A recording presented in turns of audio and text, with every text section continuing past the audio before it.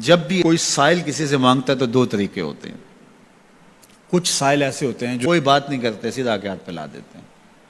ایک تو سائل یہ ہے. اور سائل مانگنے والے جو بڑے اچھے طریقے سے مانگنے کا بھی فن جانتے ہیں تو ان کا طریقہ یہ نہیں ہوتا کہ کسی کے آگے جا کے بس ہاتھ پھیلا دیں. پہلے وہ اس کی تعریفیں کرتے ہیں،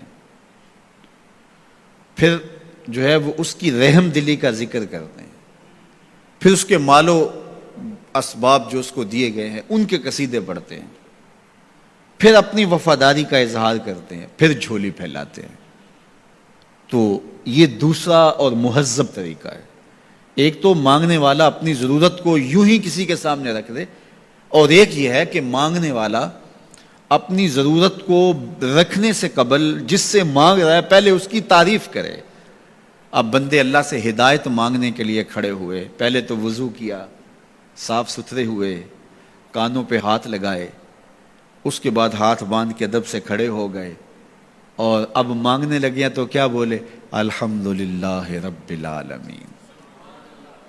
وہ آتے ہیں نا مانگنے والے دروازے پہ تو کہتے ہیں دوبارہ وسدہ روے، فلاں ہو فلاں ہو، وہ تعریفیں کرنے لگ جاتے ہیں. تو یہ مرحلہ ہوتا ہے. ابھی اس نے سوال لب پہ نہیں لایا ہوتا تو گھر والا پہلے بچے کو کہتا ہے جا اتنے پیسے اس کو دے گیا. میاں وہ تو آپ کی تعریفیں کر رہا ہے، مانگ تھوڑا رہا ہے. وہ سمجھتا ہے جو تعریفیں کرنا شروع ہو گیا یہ مانگنے کے لیے تو کر رہا ہے.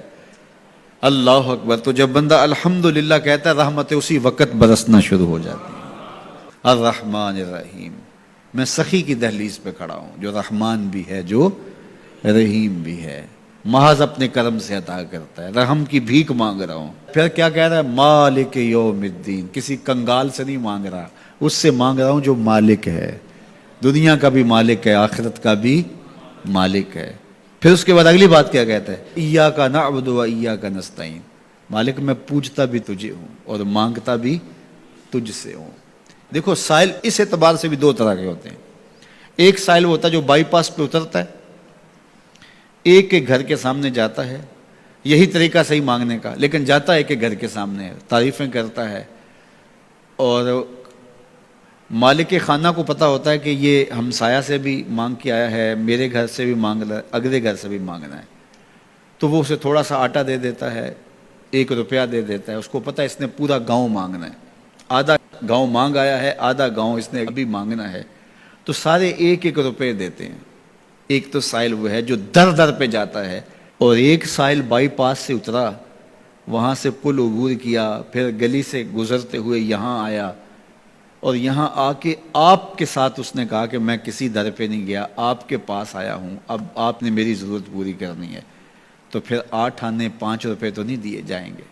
پھر تو جو میری استطاعت ہوگی، جو آپ کی استطاعت ہوگی، اس استطاعت کے مطابق دیں گے کہ یہ سارا شہر چھوڑ کے آیا ہے، یہ کسی سے نہیں مانگتا، یہ مجھ سے ہی مانگتا ہے.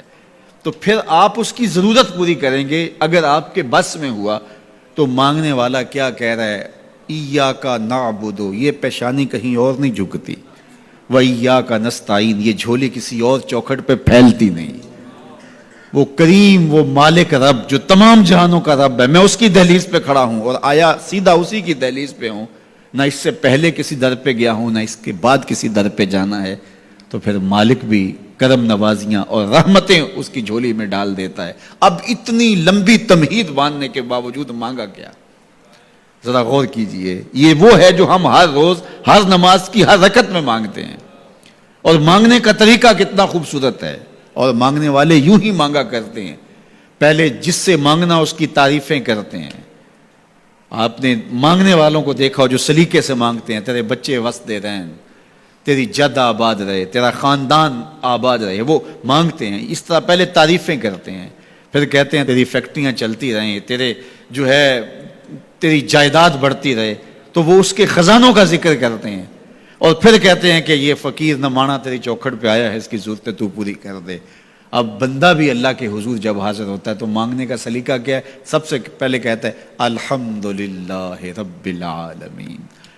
میں کسی کنگال کی چوکھٹ پہ نہیں آیا، تمام جہانوں کے پالن ہار کی چوکھٹ پہ آیا ہوں. اسی کی تعریفیں، اختیاری بھی غیر اختیاری بھی، واسطے کے ساتھ بھی بلا واسطے کے ساتھ بھی. اسی کی خوبیاں ہیں، سارے اسی کے کمال ہیں، وصف سارے اسی کے ہیں. پھر اس کے بعد کہتا ہے الرحمن الرحیم، وہ رحمان بھی ہے وہ رحیم بھی ہے۔ پھر اس کے بعد کہتا ہے مالک یوم الدین، وہ دنیا کا ہی مالک نہیں، آخرت کا بھی مالک ہے، یوم حساب کا بھی مالک ہے۔